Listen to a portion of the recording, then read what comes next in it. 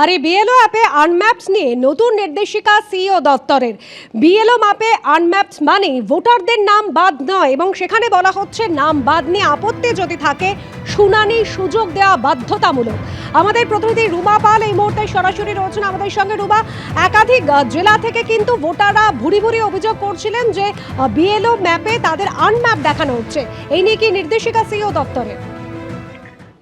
দেখো, জানিয়ে রাখি যে তথ্য যাচাই করে দেখা গেছে যেসব ভোটারের যে ধরো ভোটার নাম্বার যেটা এপিক নাম্বার রয়েছে 2002 সালের আগে, তাদের মধ্যে কিছু ক্ষেত্রে দেখা গেছে বিএলও অ্যাপে অসঙ্গতি দেখা দিচ্ছে। সেক্ষেত্রে কিন্তু এই ধরনের ভোটারদের নাম সঠিকভাবে ম্যাপ না হওয়ার কারণে কিন্তু এই সমস্যা তৈরি হয়েছে বলেই বলছে কমিশন। এবং এই বিষয়ে নির্দেশ দেওয়া হয়েছে যে যেসব ভোটারের নাম আনম্যাপ দেখানো হচ্ছে কিন্তু ভোটার কার্ড রয়েছে, তাদের ক্ষেত্রে কোনোভাবেই যাতে ভোটাধিকার থেকে তারা বঞ্চিত না হন, এবং সেক্ষেত্রে সেই ব্যবস্থাই কিন্তু করতে হবে অবশ্যই যারা সংশ্লিষ্ট কর্তৃপক্ষ রয়েছেন। এবং সেক্ষেত্রে সংশ্লিষ্ট ভোটারদের নাম ভোটার তালিকা বহাল থাকবে এবং তারা ভোট দিতে পারবেন। যেহেতু এরকমও দেখা গেছে, আমরা কালকে শুনানির সময় দেখেছিলাম যে অনেক লজিক্যাল ডিসক্রিপেন্সিস এর মধ্যে দেখা গেছে যে কারণ নামের হয়তো কিছু ভুল রয়েছে, সেক্ষেত্রে তাদেরও ডাকা হয়েছে। কমিশন জানিয়েছে এক্ষেত্রে কিন্তু তাদের শুনানিতে ডাকার কোনো প্রয়োজন নেই। বিএলও এর আগেও বলা হয়েছিল যে বিএলও কিন্তু তাদের সেই নাম দেখে বা তথ্য দেখে কিন্তু বিএলও সেটা ঠিক করে দেবে, কিন্তু কার্যত দেখা গেছে যে তাদেরকেও কিন্তু শুনানিতে ডাকা হচ্ছে। সেক্ষেত্রে কিন্তু কমিশন জানিয়েছে এরকমটা না করতে, কারণ যারা আনম্যাপ তাদেরকে কিন্তু প্রথমে ডাকার কথা বলা হয়েছিল কমিশনের তরফ থেকে। অন্যদিকে জানিয়ে রাখি, যেটা আনম্যাপের কথা বলছিলাম সেটা বলা হয়েছে যে 2002 সালে যাদের আগের যারা এপিক নাম্বার রয়েছে তাদের কিন্তু কিছুটা যখন ম্যাপ করা হচ্ছে যাদের বিএলও অ্যাপে, তখন একটু অসুবিধা হচ্ছে। সেক্ষেত্রে কিন্তু তারা কিন্তু বঞ্চিত হবেন না কোনো ভোটাধিকার থেকে, আবারও বলা হয়েছে। এবং তার সাথে বলা হয়েছে প্রয়োজনীয় সংশ্লিষ্ট ভোটারদের কাছ থেকে ফর্ম 6 গ্রহণ করে তথ্য সংশোধনও করতে হবে, এমনটাও বলা হয়েছে। সমস্ত সংশোধিত তথ্য যথাযথভাবে অনলাইনে পোর্টালে আপলোড করতে হবে, এবং এ সংক্রান্ত কোনো অভিযোগ এলে তার দ্রুত নিষ্পত্তি করতেও ভোটারদের ভোটাধিকার যাতে সুনিশ্চিত করা যায় সেটা কিন্তু আবারও কমিশন জানিয়েছে। এবার দেখতে হবে যে কমিশনের নির্দেশিকার পর কালকে শুনানি যখন ছিল, আজকে শুনানির পর কি ব্যবস্থা নেওয়া হয়, এখন সেটাই দেখার। একেবারে রুমার সঙ্গে থাকো। এই আনম্যাপিং নিয়ে কোনো রকমের অনিয়ম যে বরদাস্ত করা হবে না তা একেবারে স্পষ্ট করে দেওয়া হয়েছে সিইও দপ্তর থেকে। এখন মুখ্য নির্বাচন কমিশনার, তাকে উদ্দেশ্য করে কিন্তু গতকালই আক্রমণ শানিয়েছেন তৃণমূল কংগ্রেসের সর্বভারতীয় সাধারণ সম্পাদক অভিষেক বন্দ্যোপাধ্যায়। এর আগে মুখ্যমন্ত্রী মমতা বন্দ্যোপাধ্যায় এবং গতকাল অভিষেক বন্দ্যোপাধ্যায় জ্ঞানেশ কুমারকে ভ্যানিশ বাবু বলে কটাক্ষ করেছেন। আজকে প্রায় 1 মাস হয়ে গেছে, জ্ঞানেশ বাবু ভ্যানিশ বাবু কোনো সদুত্তর তাদের থেকে আমরা পাইনি। আপনি ভারতবর্ষের ইলেকশন কমিশনার, আপনি বিজেপির ইলেকশন কমিশনার নয়।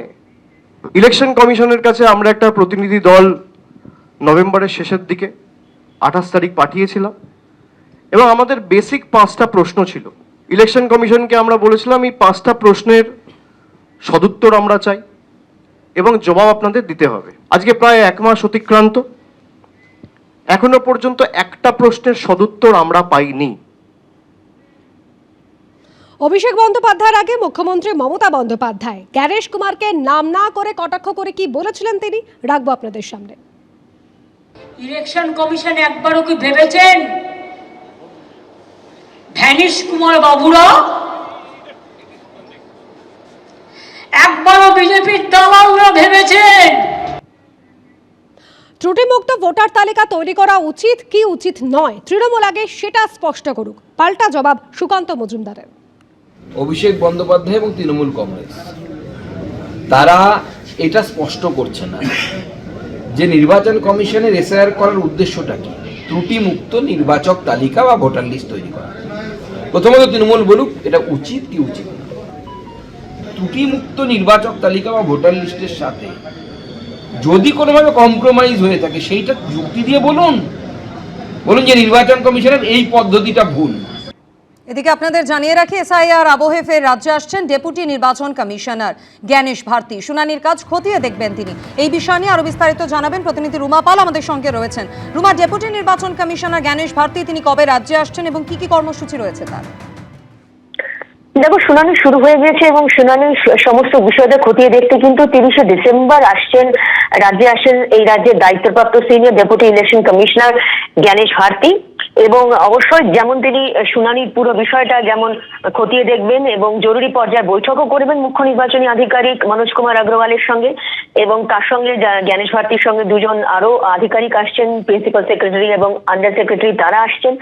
পুরো শুনানি বিষয়টা যখন চলছে, শুনানি কিভাবে যাচ্ছে এগোচ্ছে এবং সবকিছু বিষয়টাই খতিয়ে দেখতে কিন্তু এর যে দায়িত্বপ্রাপ্ত senior deputy election commissioner Gyanesh Bharati আসছেন 30শে ডিসেম্বর। ধন্যবাদ রুমা। 30শে ডিসেম্বর রাজ্যে আসছেন ডেপুটি নির্বাচন কমিশনার, আর অন্যদিকে 31শে ডিসেম্বর দিল্লিতে নির্বাচন কমিশন অফিস ঘেরাওয়ের ডাক দিয়েছেন অভিষেক বন্দ্যোপাধ্যায়। আপনাদের জানিয়ে রাখি, অভিষেক বন্দ্যোপাধ্যায়ের এর পাশাপাশি একাধিক কর্মসূচি রয়েছে। 2রা জানুয়ারি থেকে নতুন কর্মসূচি নেবেন তিনি। কর্মসূচি শুরু হবে দক্ষিণ 24 পরগনা থেকে। তারপর 3রা জানুয়ারি থেকে 27 তারিখ পর্যন্ত উত্তর এবং দক্ষিণবঙ্গ জুড়ে চলবে তার কর্মসূচি। কোথাও তিনি করবেন জনসভা, কোথাও রয়েছে কর্মী সভা। আর অভিষেকের এই কর্মসূচি নিয়ে পাল্টা কটাক্ষ করেছেন শুভেন্দু অধিকারী। 2 জানুয়ারি থেকে বিভিন্ন জেলায় আমি নিজে যাব, সেখানে আমার কিছু কর্মসূচি থাকবে, জনসভা থাকবে, রোড শো থাকবে, কিছু কমিউনিটি ইন্টারাকশন থাকবে। আমি 2 তারিখ দক্ষিণ 24 পরগনা বারুইপুর থেকে সভা শুরু করব। তারপরের দিন আমি উত্তরে জলপাইগুড়ি আলিপুরদুয়ার নিয়ে চা বাগানের শ্রমিকদের নিয়ে একটা ইন্টারাকশন করব, একটা আলোচনা সভা বা একটা সভা তাদের সাথে করব। বিভাজনের রাজনীতি করবেন না, মিথ্যে কথা বলবেন না, গণতন্ত্রের কথা বলুন। গতবারে পোস্টপোল ভায়োলেন্স যা করেছিলেন, খেলা হবে স্লোগান দিয়ে, দয়া করে হিংসা থেকে আপনাদের কর্মী সমর্থকদেরকে দূরে থাকার কথা বলুন। এবিপি আনন্দ, এগিয়ে থাকে, এগিয়ে রাখে।